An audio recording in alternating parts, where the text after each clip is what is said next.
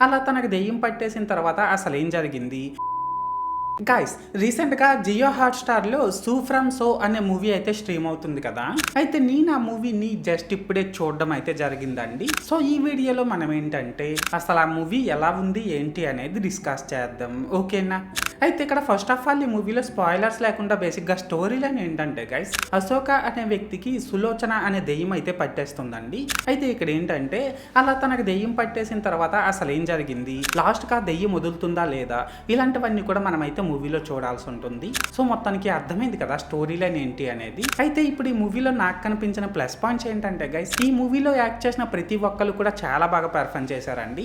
ఇంకా ఇందులోని emotions, comedy ఈ రెండు కూడా బాగానే పండాయి. అలాగే ఇందులో సాంగ్స్, బీజిఎం కూడా బాగానే ఉన్నాయండి. అండ్ ఇక్కడ లాస్ట్ గా ఏంటంటే గైస్ ఈ మూవీలో ఎలాంటి అడల్ట్ కంటెంట్ లేదు కాబట్టి దీన్ని మీరు ఫ్యామిలీతో చూస్తాము అనుకుంటే చూసేయొచ్చు అనమాట. సో మొత్తానికి ప్లస్ పాయింట్స్ విషయానికి వచ్చినట్లయితే ఇదన్నమాట మ్యాటర్. అండ్ ఇప్పుడు ఈ మూవీలో నాకు కనిపించిన మైనస్ పాయింట్స్ ఏంటంటే గైస్ మూవీ అక్కడక్కడ కొంచెం స్లో పేస్ లో రన్ అవుతుందండి. ఎస్పెషల్లీ స్టార్టింగ్ లో ఒక 20 మినిట్స్ అయితే బాగా స్లోగా ఉంటుంది. అలాగే ఇందులో కామెడీ కొన్ని ప్లేసెస్ లో అయితే ఓకే గానీ ఇంకొన్ని ప్లేసెస్ లో మాత్రం పెద్దగా వర్కౌట్ అవ్వలేదండి.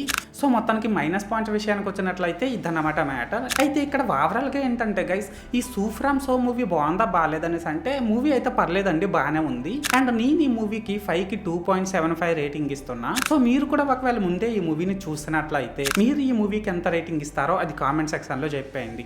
మర్చిపోవద్దే. అన్నట్టు చెప్పడం మర్చిపోయానండి బాబు.